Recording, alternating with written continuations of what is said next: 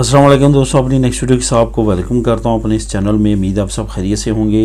तो चलते हैं आज की अहम न्यूज़ की जानिब। सबसे पहले तो इंग्लैंड के बारे में एक बहुत अच्छी न्यूज़ है, अपडेट है, वो आप लोगों के साथ शेयर करूंगा प्री सेटलमेंट स्टेटस वालों के लिए।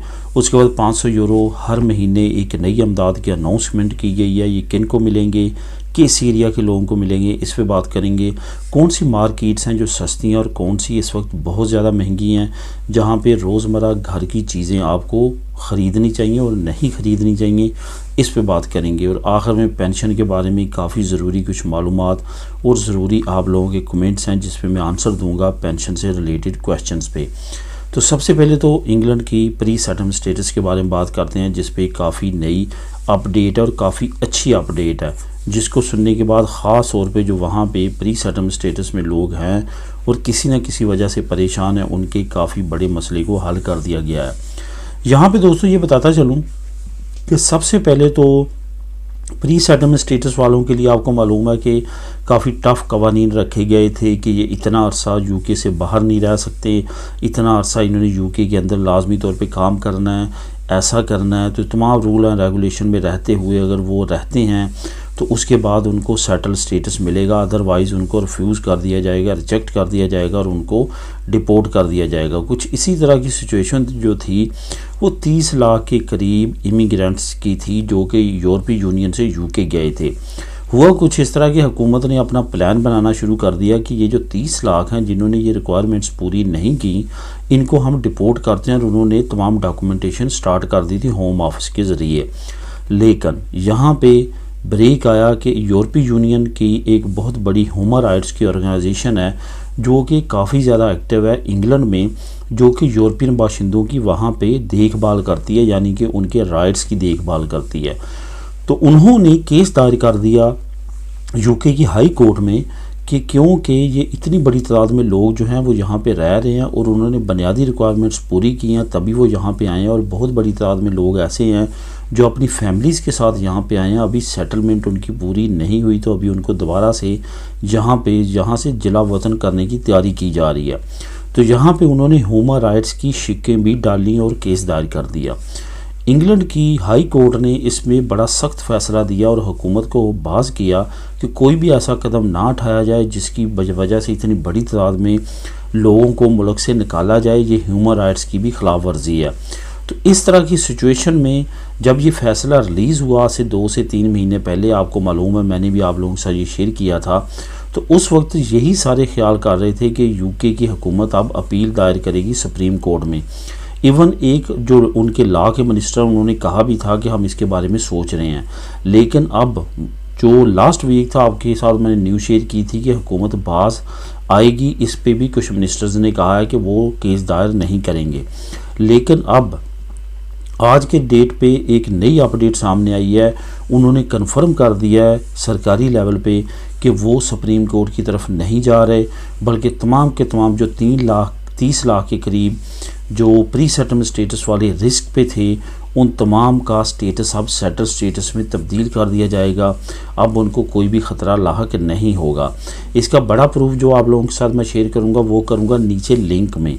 नीचे लिंक आपको दूंगा डिस्क्रिप्शन में, लिंक नंबर 1, वो आप खुद भी क्लिक करके रीड कर सकेंगे। यहाँ पे एक बात और भी आपको बताता चलूँ कि कुछ दोस्तों की तरफ से कमेंट आया है कि आप कुछ वीडियो में कहते हैं कि यूके दोबारा से यूरोपीय यूनियन का मेंबर बनने के बहुत ज़्यादा चांसेस बन रहे हैं, और दूसरी तरफ आप कहते हैं कि वो यूरोपीय यूनियन से अलहदा होने के लिए मज़ीद कवानीन बना रहा है और मज़ीद सख्तियाँ कर रहा है। तो दोस्तों यहाँ पे मैं सिर्फ यही कहना चाहूँगा कि मैं कोई भी अपनी तरफ से न्यूज़ आप लोगों के साथ शेयर नहीं करता। जो भी उस डेट की न्यूज़ होती है, अपडेट जो हमारे रिलेटेड होती है और हमें उससे कोई ना कोई फ़ायदा हो सकता है या कोई ना कोई नुकसान हो सकता है, वो मैं आप लोगों के साथ शेयर कर देता हूँ और मैं लिंक शेयर कर देता हूँ। आप लोग ये एतराज़ तब करें जब मैं आप लोगों के साथ लिंक नहीं शेयर करता और फिर आप समझे कि शायद मैं अपने पास से आपको कभी डरा रहा हूँ, कभी इत्मीनान दिलवा रहा हूँ, कभी खुशी और कभी गम की कंडीशन में लेके जा रहा हूँ। ऐसा नहीं है, बल्कि मैं वही न्यूज़ आप लोगों के साथ शेयर करता हूँ जो कि होती है अवेलेबल और आपको उसका लिंक भी प्रोवाइड करता हूँ। इस वजह से ये बिल्कुल भी इस बारे में आप ना सोचा करें कि ये ऐसे है वैसे है। लेकिन ओवरऑल कंडीशन जो है यूके की इसी तरह है कि यूके आहिस्ता आहिस्ता वापस यूरोपीय यूनियन में आएगा। लेकिन ये याद रखें इतनी जल्दबाजी में नहीं आएगा। अभी उनके अंदर वो है कि हम कुछ कर सकते हैं। जब उनको बिल्कुल अंदाज़ा हो जाएगा कि अब हम कुछ नहीं कर सकते, तो उसके बाद बहुत ज़्यादा चांसेस हैं, स्पेशली जब इलेक्शन होंगे, लेबर पार्टी आएगी, तो लेबर पार्टी के बहुत ज़्यादा चांसेस हैं कि वो यूरोपीय यूनियन के साथ दोबारा के मुआहदे करे वापस आने के। अब बात करते हैं 500 यूरो की। 500 यूरो की एक नई और बहुत अहम इमदाद की अनाउंसमेंट की गई है और कुछ ख़ास एरिए के लोगों के लिए की गई है। इससे बहुत ज़्यादा फ़ायदा आप उठा सकते हैं। ये कम्युनिदाद दी मैड्रिड जो है उसके लिए ये अनाउंसमेंट की गई है और बहुत अच्छी अनाउंसमेंट है। मैं समझता हूँ कि इस वक्त जो ऐसी अनाउंसमेंट्स की बहुत ज़्यादा ज़रूरत है स्पेन को, क्योंकि 81 साल के बाद सबसे ज़्यादा बर्थ रेशो स्पेन का पिछले साल 2022 में गिरा है। 1941 के बाद सबसे कम बच्चे 2022 में पैदा हुए हैं। उसकी सबसे बड़ी वजह कोरोना वायरस थी। इसी वजह से अब ये कंडीशन है कि हुकूमत मुख्तलिफ एरिया में और ख़ास तौर पे नेशनल लेवल पे ऐसे पैकेजेस लेके आ रही है कि बच्चे ज़्यादा से ज़्यादा पैदा होने शुरू हों। जापान ने भी बहुत ज़्यादा कोशिश शुरू कर दी है। इस पे बहुत अच्छा आर्टिकल BBC उर्दू ने भी शाया किया जापान पे कि इतनी ज़्यादा अमरात जापान ने अनाउंस किए हैं कि क्या अब भी उसकी बर्थ रेशो बेहतर होगी, क्योंकि जापान दुनिया में वो मुल्क है जो सबसे ज़्यादा अपनी कौम को ख़तरात में पाता है कि आने वाले वक्त में वहाँ पे जापानीज़ की तादाद इंतहाई कम हो जाएगी, जिसकी वजह से वहाँ पे मादूम नस्ल होने का ख़तरा है। तो इसी तरह के पैकेजेस बाकी मुल्क भी लेके आ रहे हैं, जिसमें साउथ कोरिया दूसरे नंबर पे है, तीसरे चौथे नंबर पे इटली, स्पेन, इनके नंबर भी आते हैं। तो इस वजह से ये भी कोशिशें कर रहे हैं कि ज़्यादा से ज़्यादा शरह पैदाइश में बेहतरी लाई जा सके।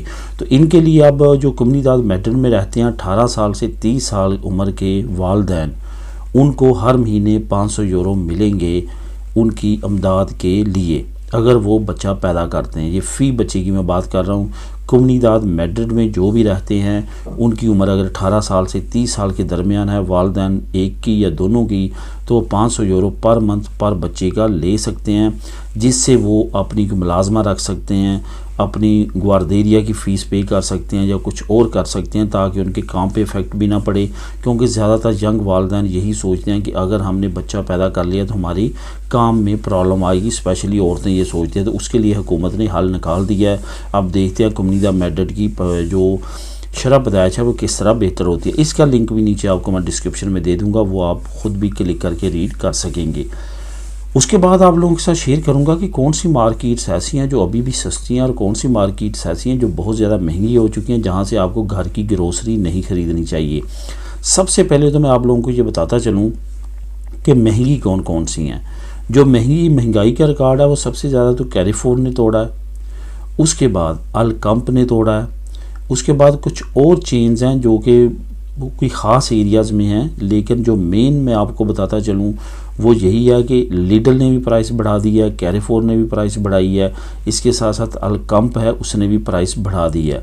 जो सबसे ज़्यादा सस्ती पाई गई हैं वो मर्काडोना पाई गई है। मर्काडोना की प्राइस कुछ प्रोडक्ट्स की काफ़ी अच्छी है, दिया की प्रोडक्ट्स काफ़ी अच्छी हैं। कुछ और चेन्स हैं जहाँ से आप ख़रीदारी कर सकते हैं, तो वहाँ से आपको जो है वो मुनाफे में मिलेगी, यानी कि डिस्काउंट में मिलेगी। लेकिन ओवरऑल इन्फ्लेशन बढ़ने की वजह से काफ़ी ज़्यादा कंडीशन जो है इस वक्त मुख्तलिफ मार्केट्स की प्राइस की अप हो चुकी है।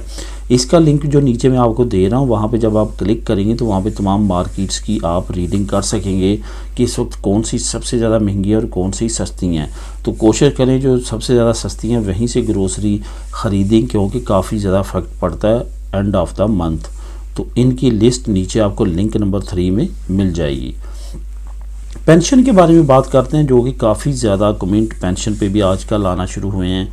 पेंशन का सबसे पहले तो एक लेडी हैं जिन्होंने काफ़ी मुझे कमेंट भी किए हैं, उस पर मैंने कुछ आंसर भी दिए हैं, उनको मैं क्लियर करता चलूँ कि जब भी यहाँ पे कोई आपका खामद या वाइफ जिसने काम किया वो पेंशन ले रहा था और उसकी डेथ हो जाती है, तो उसकी जो पार्टनर होती है या होता है, यानी कि उसकी वाइफ या खामद होता है जो, वो जैसे रिटायरमेंट की एज पे पहुंचता है तो उसको उस पार्टनर की हाफ पेंशन मिलना शुरू हो जाती है।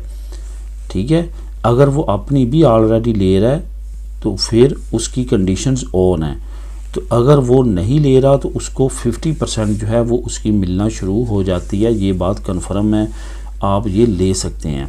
और अगर खुदा न खास्ता उसको मेडिकल की कोई प्रॉब्लम है और वो काम नहीं कर सकता, तो वो पहले भी अप्लाई कर सकता है और उसके लिए उसको अलहदा से एक वकील जो है वो अरेंज करना होगा, वो केस दायर करना होगा। वो लोग जो कि मेडिकल बेस पे या कुछ और कंडीशंस पे पेंशन अप्लाई करना चाहते हैं वो भी एक ख़ास वकील के ज़रिए अप्लाई करें, क्योंकि इनके वकील भी अलहदा होते हैं।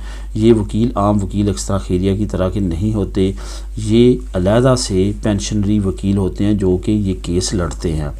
यहाँ पे ये भी आपको बताता चलूँ कि आपने अगर अपनी रिटायरमेंट की एज से पहले मेडिकल बेस पे आपने पेंशन लगवानी है तो उसकी परसेंटेज पे आपको मिलेगी। मेडिकल का कुछ बेनिफिट तो मिलेगा, मेडिसिन का या दूसरे ख़र्चे के लिए कुछ ज़्यादा लगेगी, लेकिन ओवरऑल आपकी पेंशन जो रिटायरमेंट की एज पे 100% लगनी थी वो हो सकता है कि 80% लगे, 70% लगे, 50% लगे, तो इस तरह से आपकी लगेगी।